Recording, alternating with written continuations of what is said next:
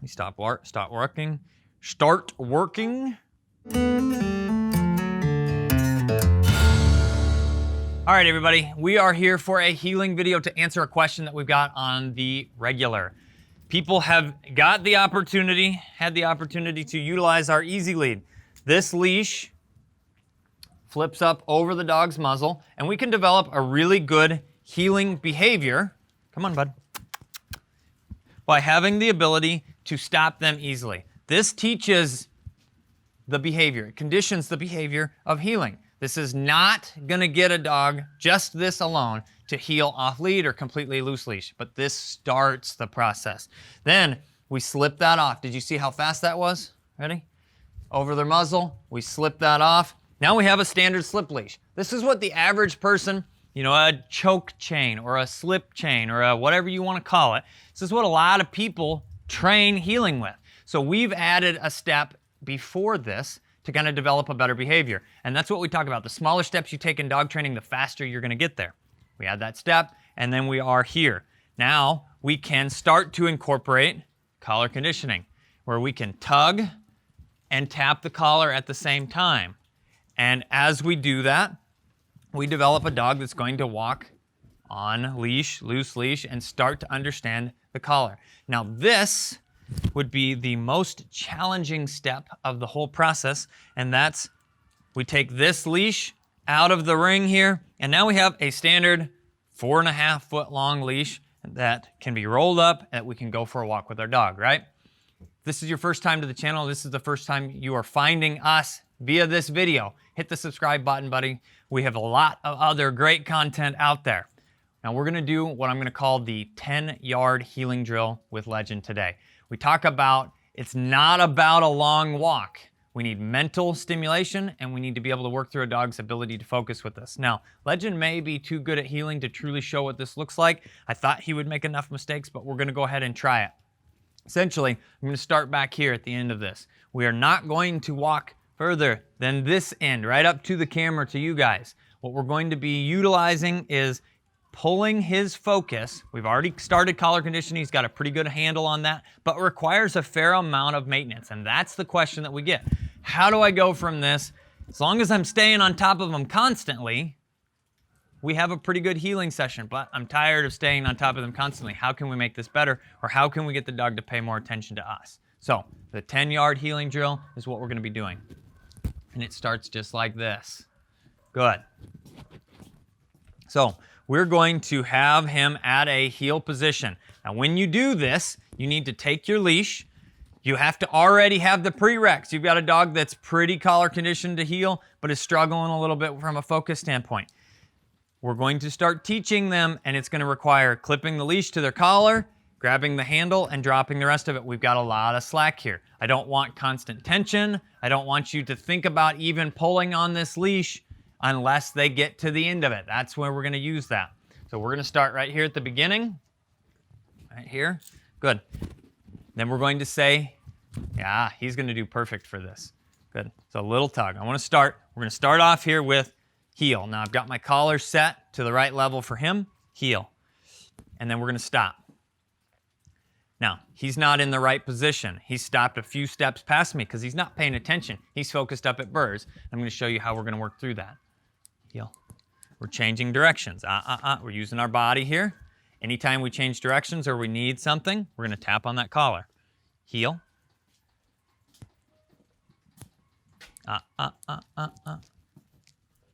Good.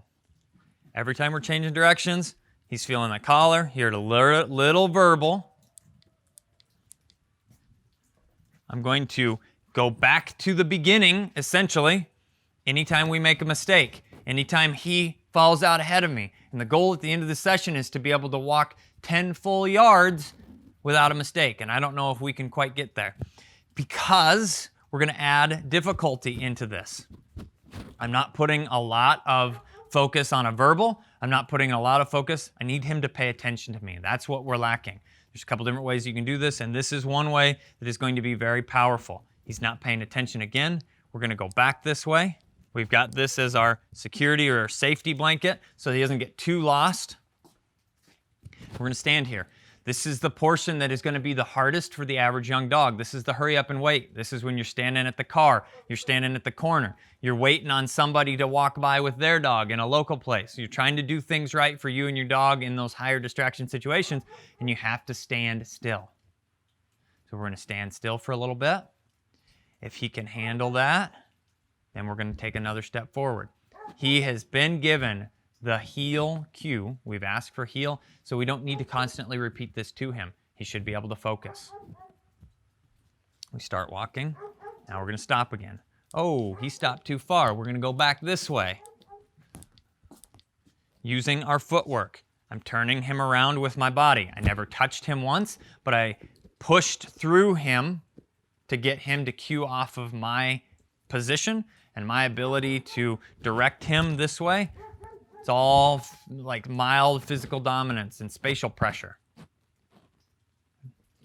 We're walking, and we're going to stop again. We're at the halfway point. Now this was a really good stop. I'm going to give him a little bit of praise. Good boy. Good boy. We're going to start walking again. Ooh, you see how much more focus we have already? Good. Spatial pressure again, pushing around in a circle. We can do another one here. These are the kind of things that you need to be doing with a healing session with your dog. Good job. Okay, this is not right. He stopped about a half a body length ahead of me. Tap, tap, tap as we go this way. We're going to turn again. A little more focus that time. He turned all on his own. Heel. Good.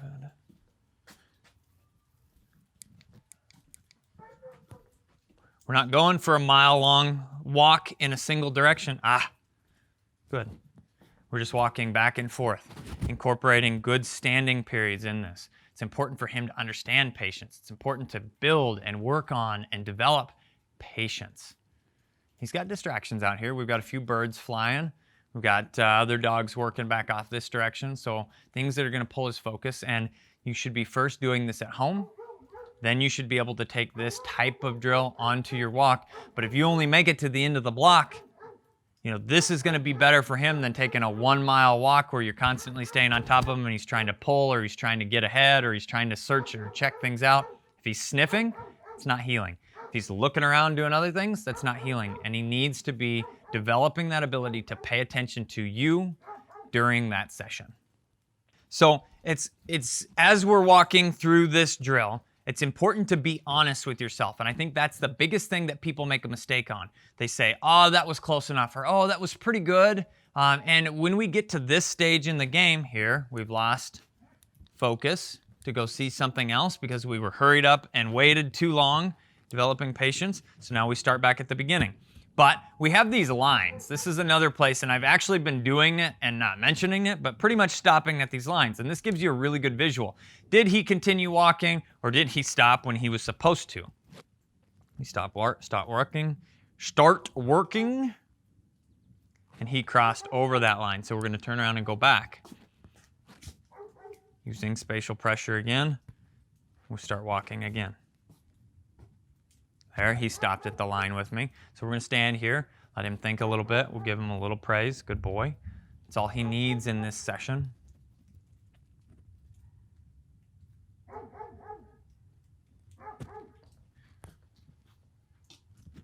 Ooh, stop. Over the line. We're going to go back. Start again.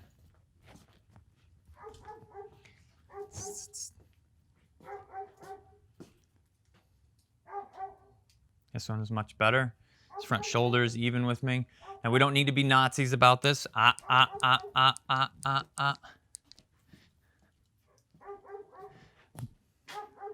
You can see this is something he's struggling with.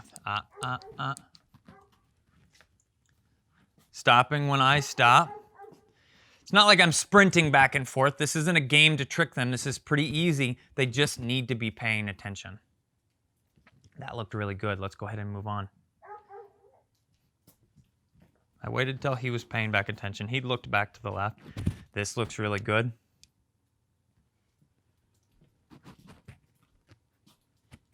And made a mistake again. We'll go all the way back to the beginning. Tap, tap, tap on that collar. Get back where you're supposed to be. You can see I'm not utilizing this leash. I'm using my feet to move around. Stop here. Good.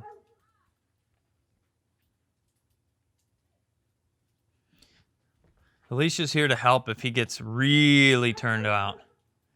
Now this is a question, right? He took like a half baby step forward, but this is where we don't need to be. It's a fine line. We need to have expectations, but at the same time, we need to be realistic about the fact that he's a dog, too.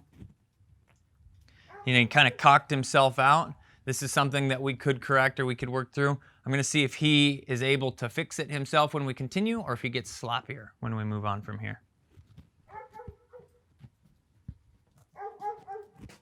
Gets up here. There's enough distraction of maybe I can escape the end of this tunnel that we're in. We walk all the way back to the beginning. We'll start again. Good. The longer his wait periods are, the more he has to mentally focus on the task, mentally focus on the training session.